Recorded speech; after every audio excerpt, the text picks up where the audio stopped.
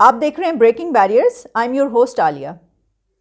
एक बहुत अहम खबर यह है कि अफ़गानिस्तान में तालिबान एक नई फ़ोर्स बना रहे हैं।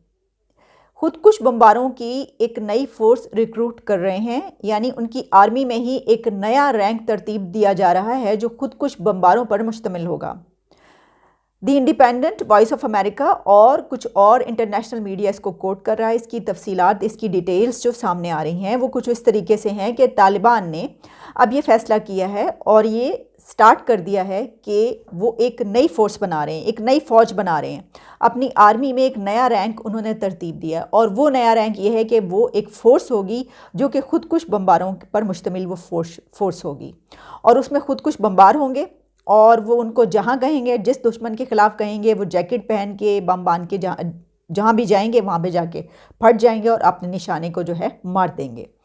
इस सिलसिले में जो इंडिपेंडेंट है उसने उसकी कंफर्मेशन इस तरीके से की कि a senior official has confirmed that squad will be incorporated into the country's military to combat the threat from the rival Islamic State chapter in Afghanistan.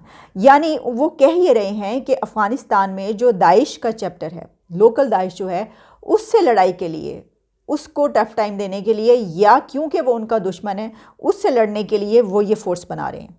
लेकिन क्या ये फ़ोर्स सिर्फ दाइश तक ही महदूद रहेगी?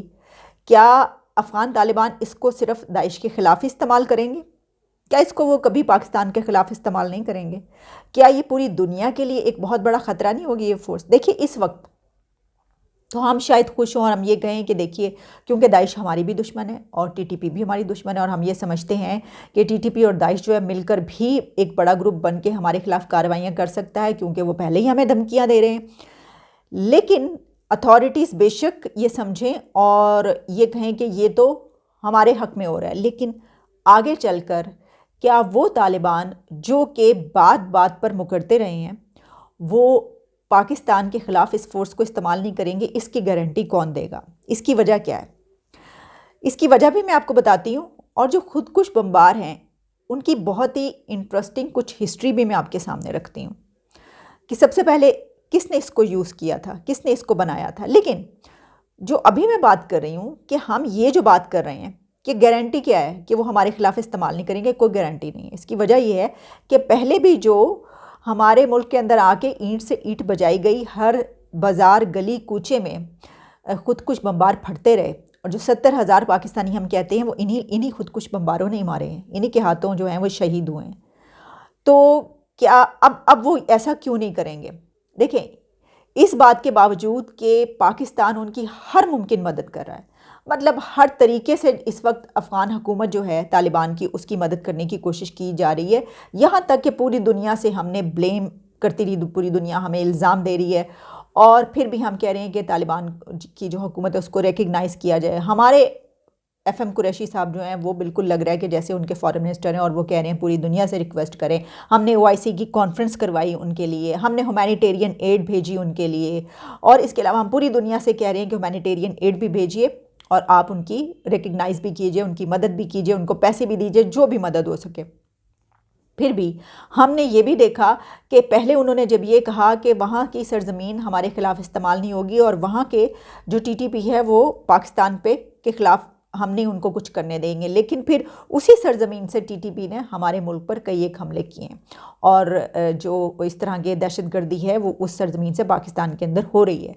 और फिर हमने ये भी देखा कि जो ज़बीहुल्लाह मुजाहिद साहब हैं वो एक वक्त पर ऐसा भी हुआ कि उन्होंने कहा कि भाई ये तो आपका और उनका मामला है आपस का, अब आप दोनों आपस में तय कर लीजिए। ऐसा भी हुआ। तो ऐसे लोगों से आप क्या उम्मीद रख सकते हैं कि आगे चलकर ये जो फ़ोर्स है ये आपके ख़िलाफ़ इस्तेमाल ना हो? ये ऐसा हो नहीं सकता। इसके अलावा आप ये भी देखिए कि जो ये कहा जा रहा है पूरी दुनिया से, उनको ये कहा जा रहा है कि आप एक नॉर्मल कंट्री बन जाइए, आप रूल्स एंड रेगुलेशंस जो हैं वो एक नॉर्मल कंट्री के जैसे अपनाइए, तो फिर हम जो है आपको रिकग्नाइज़ कर लेंगे।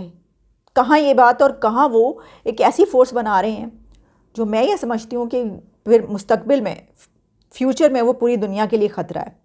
अच्छा, अब एक तरफ ये है और दूसरी तरफ ये जो मैं ये बात कर रही हूँ कि हम हर भरपूर तरीके से उनकी मदद करने की कोशिश करें और वहाँ पर इस वक्त भी अफ़गानिस्तान के सोशल मीडिया की तरफ से पाकिस्तान के ख़िलाफ़ ट्रेंड चल रहे हैं एक बहुत बड़ा ट्रेंड जिसके लिए बहुत सारी अब वो शेयर किया जा रहा है मुख्तलिफ उस पर, उसमें वहीं के जो लोग हैं वो बड़े खुश होकर बता रहे हैं कि देखिए पाकिस्तान के खिलाफ सैंक्शन, पाकिस्तान और पाकिस्तान पर पाबंदी लगाओ, ये वाला ट्रेंड जो है वो हम चला रहे हैं, ये दुनिया का इतने नंबर का टॉप ट्रेंड बन चुका है। ये अफ़गानिस्तान के लोग कह रहे हैं बैठ के, और उस पर खुश हो रहे हैं, शुक्रिया अदा कर रहे हैं जो उस ट्रेंड में हिस्सा ले रहे हैं।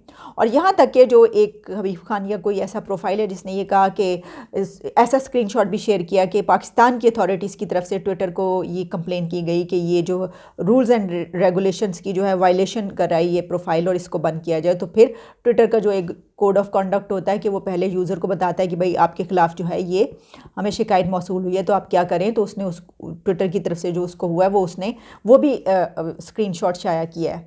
मतलब कोई डर नहीं है, कोई खौफ नहीं है। तो जो मुल्क आज सिर्फ एक, पूरी दुनिया का इकलौता मुल्क एक ही है, कंट्री जो आपकी इतनी ज़्यादा मदद करने की जो है वो कोशिश कर रहा है, उसके ख़िलाफ़ अगर ट्रेंड चल रहे हैं, क्योंकि देखें हमारा जो एक बरादराना रिश्ता कहा जाता है वो तो वहाँ के लोगों के साथ है ना भाई, बरादराना और इस्लामी, और ये जो मुल्क का रिश्ता कहा जाता है।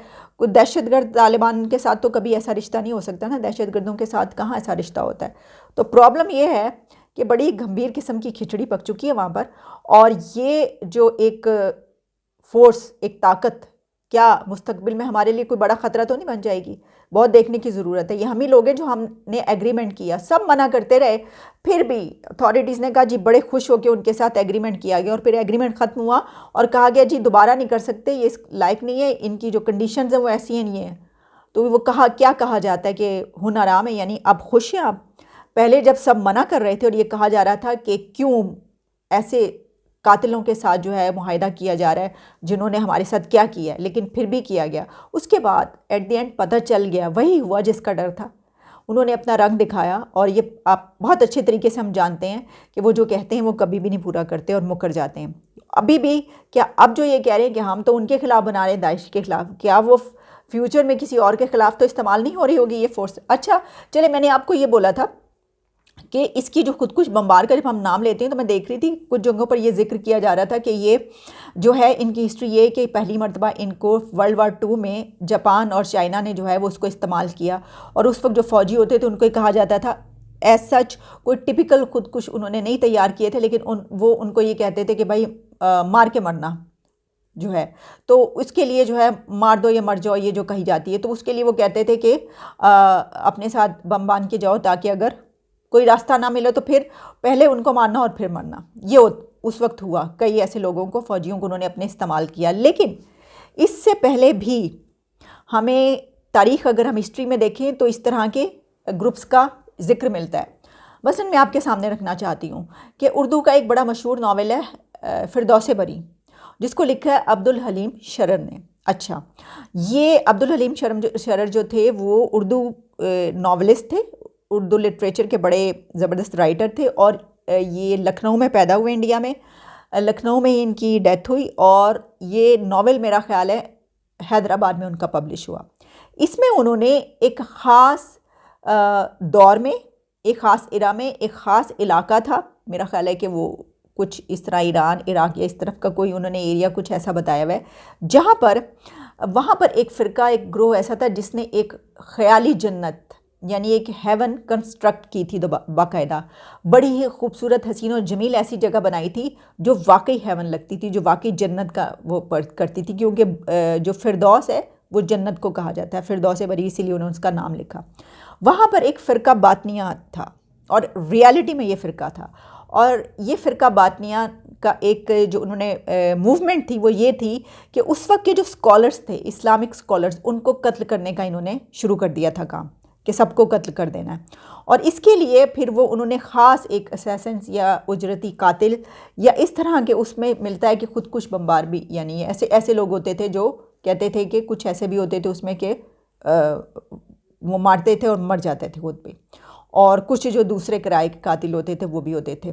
तो ये जो है ये उस नावल में इसका जिक्र मिलता है। इस तरीके से वो लड़के जो हैं वो लेकर जाते थे वहाँ पे, उनको हशीश नशावर पिलाते थे नशा, और फिर उसके बाद वो जब आँख खोलते थे तो देखते थे कि वहाँ पर ये जन्नत उनको नज़र आती थी, और वो हैरान रह जाते थे और समझते थे वाकई वो जन्नत में आ गए। फिर उनको ये कहा जाता था कि जाके अब तुमने उस आलिम का, उस स्कॉलर का कत्ल करना है तो फिर तुम वापस इस जन्नत में आ सकोगे, और या फिर ये कि तुम अगर वहाँ पर ये कत्ल करोगे और मर भी जाओगे खुद भी, तो फिर तुम्हारी जो है वापसी इसी जन्नत में होगी। तो क्योंकि वो कुछ इस तरह का एक क्रिएट कर देते थे, और उन्होंने जो वो बनाई हुई थी कि वाकई सच। खैर देखिए ना, आजकल भी जो बनाते हैं उनका जो जहन साजी करते हैं, जो माइंडसेट उनका चेंज, वो इसी तरीके से करते हैं ना कि ऊपर जाओगे मर जाओगे तो 70 हुरें मिलेंगी। सॉरी 70 मैंने कह दिया, 2 कम कर दी। बहुत सारे लोग बहुत ज़्यादा नाराज़ हो जाएंगे, मौलाना तारिक जमील और बहुत सारे ऐसे मौलवी हजरात। मैं माजरत चाहती हूँ, बहुत ज़्यादा 70 नहीं, मैंने 72 हैं, बिल्कुल आपको 72 ही मिलेंगी। और यही उनको भी बताया जाता है कि 72 मिलेंगी, तौबा तौबा, दो कम कैसे कर सकते हैं आप। तो वो जो है वो उनको ये बताया जाता था। एक तो उस जगह पर भी ऐसी उसका मिलता है जिक्र। अच्छा, उसके साथ अगर आप मार्को पोलो की अगर आप स्टोरी पढ़ते हैं और उसकी आप ट्रैवल्स और एडवेंचर्स देखते हैं, उस पर बनी हुई मूवीज़, और जो नेटफ्लिक्स पे भी मौजूद है मार्को पोलो की मूवीज़ मौजूद हैं, उसमें भी जो कुबलाई खान को मारने के लिए जो असैसिन्स या उजरती कातिल वहाँ से भेजे गए थे, उनका भी इसी तरीके से माउंटेन्स में वो रहते थे, बहुत मिस्टीरियस थे। और वो स्नेक्स जो होते थे, सांप, उनको भी ट्रेन करते थे कि वो भी जाके बहुत दूर दूर सफ़र करके जाते थे, और जिसको काटना होता था उनको उसको काट के मार देते थे। और इसके अलावा जो उनके कातिल होते थे उनमें भी कुछ ऐसे लोग होते थे जो जाते थे मारने के लिए, खुद भी मर जाते थे और मार देते थे। इस तरह के लड़के भी उन्होंने तैयार किए हुए थे, और दूसरी तरह के कातिल भी थे जिनको वो भेजते थे। और ऐसे ही एक ग्रोह उन्होंने कुबलाई खान को मारने के लिए भी भेजा था। ये आपको मार्को पोलो में भी मिलेगा। तो वो जो थे वो भी नशावर, जो कहते हैं शीश या ऐसी कोई चीज़ पिलाते थे, और उनके उस जो एरिया था वहाँ पर अंदर जाने के लिए भी कोई आम ऐसे नहीं जा सकता था, बल्कि वो उसको पहले बिल्कुल बेहोश कर देते थे नशे में, फिर उसको लेकर जाते थे अंदर। वो देखता था वो हैमन, वो जगह, बड़ा हैरान होता था, और फिर उसको बाहर निकालते थे। तो वो उसको सच समझता था। तो ये हो सकता है कि वो जो पहले वो उस नावल में बयान की गई है, हो सकता है कोई ये सेम ही हो या इसी तरह का वहाँ पे भी ग्रोह मौजूद हो। तो ये कुछ मिलते हैं। यानी मैं आपको बता इसलिए रही हूँ कि इस तरह की स्टोरीज़ भी हमें हिस्ट्री में मिलती हैं, जहाँ पर कुछ ऐसे एलिमेंट्स नज़र आते हैं कि कुछ इस तरह वहाँ पे भी तैयार की गई थी फोर्स। अच्छा, उसके बाद जो हमें प्रैक्टिकली अमली तौर पर नज़र आती है कि वर्ल्ड वॉर 2 में, जिसमें मैंने बताया कि इस तरह काफ़ी फ़ौजियों को कहा गया और वो इस तरह मारे गए।